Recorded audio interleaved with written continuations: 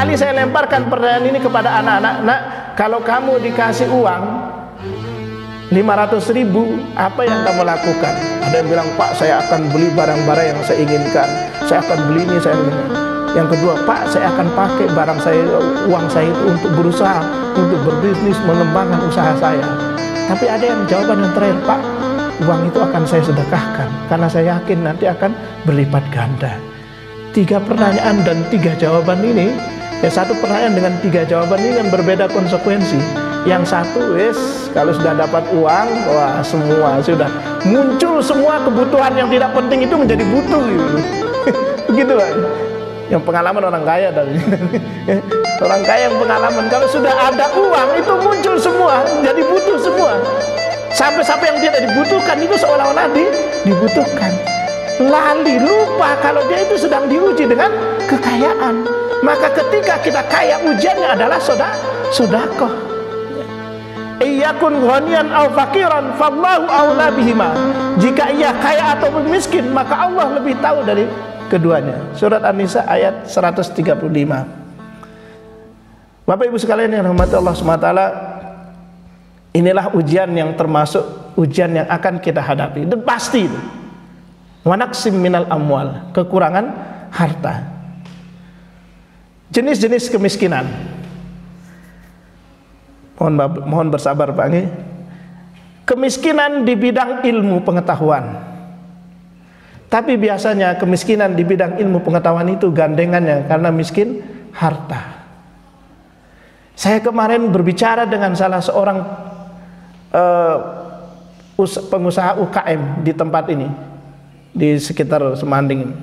Dia mengeluh, Pak, saya ini mampu untuk membiayai anak saya. Jadi kalau dilihat dari usahanya, sampai anaknya kuliah itu mampu dia bayar. Tapi anaknya yang pertama tidak mau sekolah, Pak. Semester 3 langsung putus. Kenapa kamu, nak? Kok nggak mau? Susah. Gak kalau mikir, Pak.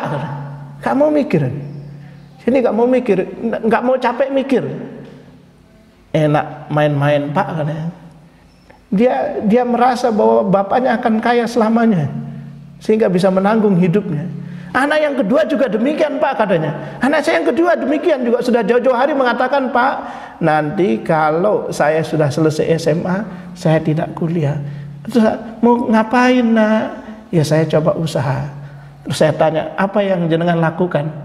Saya sudah pernah membangunkan usaha ternak ayam di Batu, Pak. Gagal. Kenapa? Lalu ditinggal lungo, ditinggal main-main sama anak saya. Ya. Karena bapaknya juga salah, difasilitasi mobil. Ya, lebih banyak keluarnya daripada di dalamnya. Ya. Jadi ujian ilmu pengetahuan kemiskinan dalam ilmu pengetahuan ini memang berawal dari ujian kemiskinan harta. Yang kedua, kemiskinan dalam akhlak, dan inilah yang kita rasakan hari ini. Umat kita ini miskin akhlak. Coba kita lihat perkembangan anak-anak kita hari ini seperti apa. Kalau disuruh dia sulitnya minta ampun. Disuruh sama orang tuanya wangel, apalagi kalau dia sedang mabar. Main bareng, mabar itu bahasa istilahnya anak sekarang itu, mabar itu main bareng. Kalau sudah main bareng Mobile Legend, sambil kadang-kadang sambil misu-misu, main disuruh sama bapaknya itu, ya sebentar, disuruh sama ibunya sebentar. Padahal logikanya belum tentu nanti ketika dia mendapat kesusahan Mobile Legend itu akan membantunya. Sesuperhero-nya pun, pahlawannya di Mobile Legend akan pernah keluar untuk menolongnya. Tapi itulah yang terjadi hari ini. Kita miskin dalam akhlak. Ini kemiskinan yang paling parah, ya, yang dihadapi oleh umat kita hari ini. Kemudian tentu saja yang terakhir adalah kemiskinan harta yang sesungguhnya. Banyak orang yang kebal terhadap macam ujian, namun ia tidak lulus ketika diuji dengan kemiskinan. Bapak Ibu sekalian yang dirahmati Allah SWT, saya pernah berdakwah di daerah selatan, di daerah Peniwen, Koromengan, di mana itu, di Donomulyo, Pak. Di Donomulyo itu, Masya Allah Bapak Ibu sekalian, di Koromengan misalnya, orang-orang kita, orang-orang muslim. Makanya ini mungkin menjadi pemantik kita semua, bahwa kita mungkin yang memiliki kelebihan harta ini jangan malas untuk bersedekah dan berinfak. Ya. Saya promosikan sekalian programnya masjid kita, yang setiap Muharram itu kita berbagi kepada tetangga kita. Bahaya, Pak. Keluarga yang imannya tipis kemudian diuji dengan kemiskinan. Cukup dibawakan super mie, minyak goreng, gula, beras, sudah pindah ke Nasara, Pak. Kalau jenengan nanti mau saya tunjukkan, saya ajak jenengan ke sana, ke mana namanya? Bawahnya Gunung Kawi. Bawahnya Gunung Kawi. Anak-anak muslim setiap hari Ahad, ya, itu menerima brosur. Apa brosurnya itu? Ajakan untuk wisata ke pantai selatan. Nanti di sana mereka diajak nyanyi-nyanyi, ya. Ditukar, imannya lemah. Ya kalau imannya kuat, imannya lemah. Jadi kemiskinannya yang luar biasa bertubi-tubi itu ditambah dengan keimanannya yang nggak kuat, maka yang terjadi adalah ditukarlah keimanan itu dengan hanya beberapa liter beras itu. Dan alhamdulillah ternyata di balik cerita seperti ini ada cerita kita di Sumber Sekar, di Sumber itu kan, mohon maaf saya ini kisah nyata ya. Kalau bahasanya anak sekarang true story, ya true story. Di atas ini kan ada tempat, ada komunitas di sana. Saya diceritakan sama teman saya satu pekerjaan di sekolah itu, cerita sama saya, Pak Ustadz, kemarin itu ada mbah-mbah. Jadi saat hari Ahad itu, hari Minggu itu, mbah-mbah ini datang. Mbah-mbah ini didatangi oleh seorang misionaris, Pak. Datangi oleh seorang misionaris, dikasih voucher. Padahal mbah-mbah ini orang yang tidak punya, rumahnya sudah reot. Tetapi satu catatan, kata teman saya, satu catatannya, orang ini rajin sholat ke masjid, Ketika dikasih voucher langsung disobek di depan misionaris, disobek. Saya tidak perlu ini, yang saya perlukan adalah iman. Percuma saya ambil voucher ini, iman saya melayang. Percuma saya ambil voucher ini, kemudian Islam saya tidak ada. Begitu jawabannya ke misionaris. Dan tidak banyak yang bisa seperti ini. Berapa yang bisa bertahan? Maka uluran tangan kita membantu mereka yang kelaparan di jauh sana atau tetangga kita itu sangat penting, Pak. Ya. Di Kucur itu, Pak, ada satu keluarga agamanya 5. Ada Islam, ada Hindu, ada Buddha, ada Kristen, ada Protestan. 5 agamanya. Saya tahu kok hidup rukun juga ya. Di Kucur saya pernah nemu, tapi alhamdulillah sekarang di Kucur itu sudah mulai terkikis sudah. Banyak yang sudah kembali. Dulu, Pak, Masya Allah, tahun 2005-an itu Masya Allah, setiap pekan mereka bergiliran. Kita nggak ada yang begitu kan? Iya nggak, Pak? Nggak ada begitu. Kita datang 1 tahun sekali. Mereka datang setiap pekan, Pak, dengan biaya yang unlimited. Nggak ada serinya uangnya katanya, nggak ada nomor serinya saking kayanya. Mereka datang dengan itu berdakwah, lalu kemudian disambut. Dan rata-rata mereka adalah orang yang beriman. Maka kita sebagai seorang beriman itu, ajaban li amril mu'min, inna amrahu kullahu khair, wa laisa dzalika li ahadin illa lil mu'minin, in asabathu sarra sakara wa kana khairal lah, wa in asabathu darra sabara fa kana khairal lah. Sungguh menakjubkan urusan seorang mukmin, semua urusannya adalah baik baginya. Hal ini tidak didapatkan kecuali pada diri seorang yang mukmin. Apabila ia mendapatkan kesenangan, dia bersyukur, syakara, dia bersyukur, maka yang demikian itu merupakan kebaikan baginya.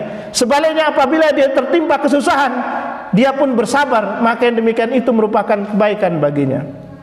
Jadi tidak ada orang yang bersikap baik dalam semua hal kecuali orang yang beriman. Kalau dikasih nikmat dia bersyukur, kalau dikasih musibah dia bersabar, dan khairul lahu, itu baik semua baginya. Ya. Kalau dikasih kekayaan, maka dia akan bersyukur dengan cara apa? Dengan memanfaatkan kekayaan. Alhamdulillah saya kaya, semoga dengan kaya ini saya dapat berbuat kebaikan yang banyak. Ketika dikasih dikasih kemiskinan, dia juga bilang alhamdulillah saya miskin. Besok urusannya di akhirat nggak panjang-panjang, ya. Karena ternyata orang yang Abdurrahman bin Auf itu kan pernah dimimpikan oleh Aisyah. Dia bilang, Aisyah bilang gini, saya pernah memimpikan Abdurrahman bin Auf itu masuk surga dengan cara beringsut, ngesot. Maka kemudian Abdurrahman bin Auf mendengar cerita itu langsung disedekahkan hartanya, karena khawatir nanti jangan-jangan saya masuk surga tapi jalannya dengan mengesot. Kita sudah nggak jelas masuk surga, sudah ngesot lagi, ngesotnya ternyata di sirotol mustaqim itu, ya, di titian itu malah, ya. Jadi Bapak Ibu sekalian, bagi semua orang mukmin semuanya adalah baik. Kekayaan itu baik bagi dirinya di tangan yang tepat, kemiskinan juga demikian, juga di tangan yang tepat. Dia bersabar. Nah, seringkali kita bersabar, kita selalu senantiasa innalillahi wa inna ilaihi rajiun, kita bersabar, tapi ternyata kadang-kadang cuma omongan saja. Ya kan? Ya. Innalillahi, ada yang meninggal, innalillahi rajiun, tapi habis itu kita tetap masih melakukan hal-hal yang dilarang oleh Allah SWT.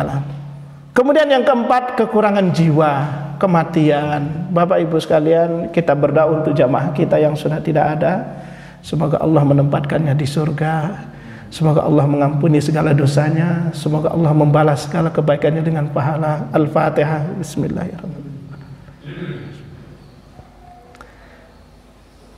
Kekurangan jiwa ini bisa dalam bentuk orang-orang yang kita cintai meninggal dunia. Orang-orang yang terdekat kita itu meninggal dunia. Padahal konsepnya adalah ketika kita berani hidup, maka kita juga harus berani mati. Maka berprinsiplah aish kariman au mut syahidan. Ini yang harus kita pegang. Kita sebagai seorang muslim hanya dua, kalau hidup mulia, kalau mati dalam keadaan syahid. Jangan sampai terbalik, ya. Hidupnya hina, matinya konyol. Ini kan kerugiannya luar biasa. Nah, orang mukmin ini pilihannya cuma dua. Kamu hidup mulia. Hidup mulia berarti bermanfaat untuk orang banyak. Jangan sampai wujudi keadamihi, katanya ulama nahwu. Keberadaannya seperti tidak ada. Ya, ada nggak adanya dia nggak masalah masyarakat ini, biasa saja. Jadi ketidakadaannya tidak dicari, keberadaannya pun nggak dibutuhkan. Ya, jangan sampai seperti itu. Bagaimana khairun nasi anfa'uhum linnas? Bagaimana kita sebagai manusia lebih banyak bermanfaat untuk manusia yang lainnya. Jadi kita hidup mulia, senantiasa dikenang orang sebagai orang yang mulia. Ketika kita mati, kita juga dalam keadaan mati syahid. Coba kita tengok bagaimana Nabi Ibrahim diuji dengan ketakutan naqsim minal ampus. Saya cerita sedikit atau sekedar menyegarkan Bapak Ibu sekalian, bagaimana Nabi Ibrahim begitu dia mendapatkan mimpi untuk menyembelih anaknya, apa yang dia lakukan? Dia diskusi dengan Ismail. Nah, ya bunayya inni ara fil manam inni asbahuka fandur madza tara. Dia panggil anaknya, "Nak, saya mimpi, saya diperintahkan oleh Allah memotong dan menyembelih kamu. Bagaimana menurut pendapat kamu?" Bayangkan Bapak Ibu sekalian, 80 tahun usia Nabi Ibrahim baru dikaruniai seorang anak. Sudah sepuh, sangat-sangat sepuh. Kalau kita 65 tahun aja sudah sepuh. Saya saja yang 45 tahun ini sudah merasa sepuh. sudah banyak rambutnya yang putih. Ini Nabi Ibrahim masih berharap punya anak pada usia 80 tahun. Ketika anak itu lahir dan cuma satu, yang bernama Ismail, sudah besar, sedang lucu-lucunya, sudah bisa membedakan yang baik dan yang buruk. Turun perintah Allah, sembelih anakmu. Masya Allah. Kalau kita punya anak kan boleh dipilih, Pak.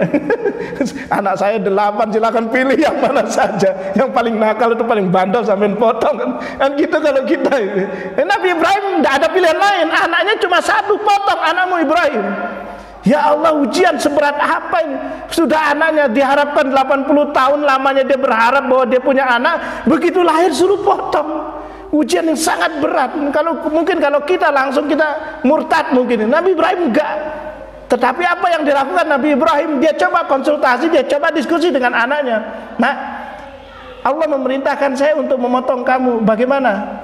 Apa kata Ismail? Jawaban yang indah. Ya abatif al-ma tu'maru satajiduni insyaallahu minas sabirin. Wahai ayah, wahai bapakku, wahai abiku, potong saja, lakukan apa yang telah diberitakan oleh Allah.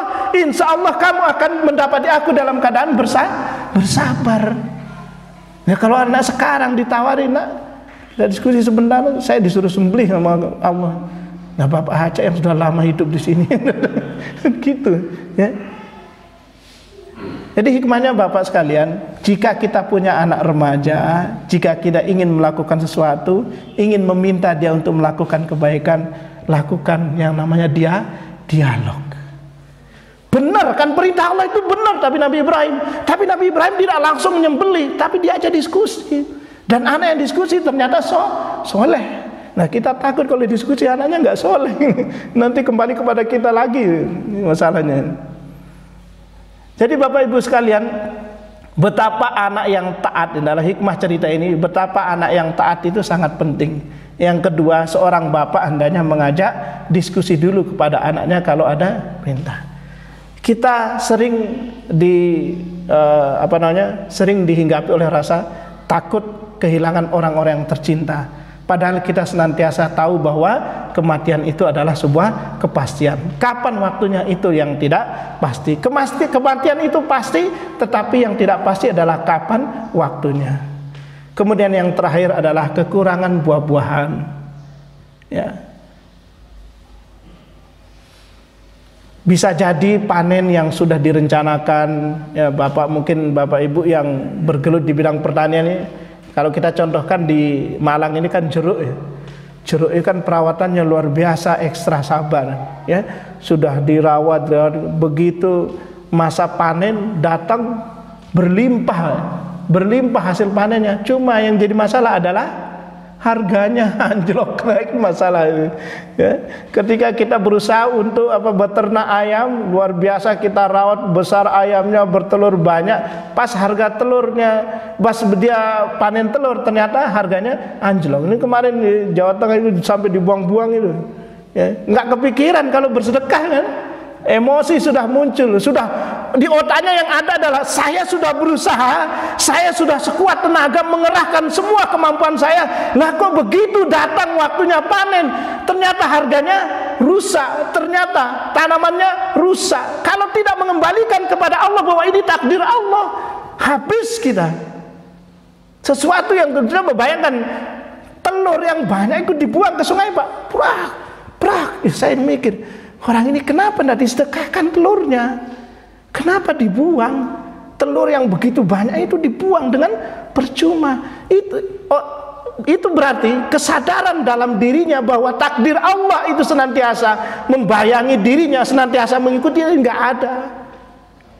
Nah, nanti kalau kita gagal panen, kalau di antara kita ada yang jadi petani, konsepnya begitu. Lihat kalau ketika tomat, kalau naik di atas naik di atas genteng, kalau kita menuju ke daerah Genteng nih, di sana di Geraha Dewata itu, Pak, kalau gagal bukan gagal panen sih, harga tomat itu anjlok. Ya saya mikir, kok nggak dipanen sama orangnya ya? Ketika saya tanya kenapa nggak dipanen, Pak? Karena kecapean panennya itu tidak bisa terpenuhi dengan bayarannya ya. Nggak, maksud saya jenengan panen terus jenengan taruh di depan, sedekah, selesai. Atau ambil kertas tancap di sawah gratis, silahkan dipetik, kan selesai, kan dapat sedekah kita. Karena ini tidak dibiarkan, sudah dibiarkan, karena di sini nggak main bahwa takdir Allah itu pasti ada. Ketika kita sudah bersusah payah, ternyata takdir Allah lain. Maka ini namanya kekurangan buah-buahan. Terjadi paceklik, ya. Di zamannya almarhum dulu Pak Harto ada paceklik, begitu mau panen ternyata diserbu sama wereng. Bukan wereng sekarang, wereng coklat ini, wereng zaman dulu itu, wereng yang benar gitu ya, wereng yang benar. Terjadi wereng dan lain sebagainya. Kalau kita tidak mengembalikan semua inna lillahi wa inna ilaihi rajiun, selesai sudah. Kita tidak akan berlandaskan, tidak akan bersandar kepada Allah. Kalau kita tidak bersandar kepada Allah, bisa jadi bunuh diri. Yang sudah habis banyak, habisnya 100 juta, kembalinya cuma 1 juta. Ini siapa sih nggak stres? Kalau imannya nggak kuat, siapa yang nggak stres? Maka titik baliknya Bapak Ibu sekalian, saat ujian berupa ketakutan, kelaparan, kemiskinan, kematian, dan kekurangan buah-buahan, mari beri kabar gembira. Nah, ternyata di belakang ayat walanabluwannakum bisyai'im minal khaufi wal ju' dan seterusnya, ternyata di ujungnya ada wabasyiris sabirin. Beri kabar gembira kepada orang yang bersabar. Alladzina idza asabatuhum musibah qalu inna lillahi wa inna ilaihi rajiun. Siapa orang yang bersabar diberi kabar gembira. Setiap musibah berupa ketakutan, kelaparan, kemiskinan, kematian, dan kekurangan buah-buahan yang dihadapi, selalu dikembalikan inna lillahi wa inna ilaihi rajiun. Kan selesai, adem dalam omongan. Adem, ya. Sudah kembalikan semuanya kepada Allah, kan selesai, Pak. Ya, jabatan yang kita punya kan tidak kita bawa dari si kita lahir gitu kan, Pak, ya. Kekayaan yang kita miliki kan tidak kita bawa. Siapa yang begitu lahir langsung kaya? Enggak ada. Lahir langsung punya mobil mewah, lahir langsung punya rumah mewah, enggak ada. Kita semua dalam keadaan telanjang. Semuanya itu berasal dari Allah dan itu titipan Allah. Kalau kita sadar bahwa ini titipan Allah, mestinya kayak tukang parkir. Banyak mobilnya tapi tukang parkir tidak pernah susah. Mobilnya keluar tenang saja karena dia merasa itu adalah titipan. Dan demikian juga harta itu adalah titipan, jabatan itu adalah titipan, anak-anak itu titipan. Ketika Allah ingin mengambilnya, kita harus legowo. Inna lillahi wa inna ilaihi rajiun. Dan berakhirlah kajian kita pada pagi hari ini. Mudah-mudahan yang panjang kali lebar ini dapat memberikan hikmah bagi saya sendiri dan para jamaah sekalian. Mohon maaf jika selama saya memberikan kajian ini ada hal-hal yang tidak berkenan di hati Bapak Ibu sekalian, baik berupa ucapan ataupun tingkah laku. Wabillahi taufiq wal hidayah. Wassalamualaikum warahmatullahi wabarakatuh.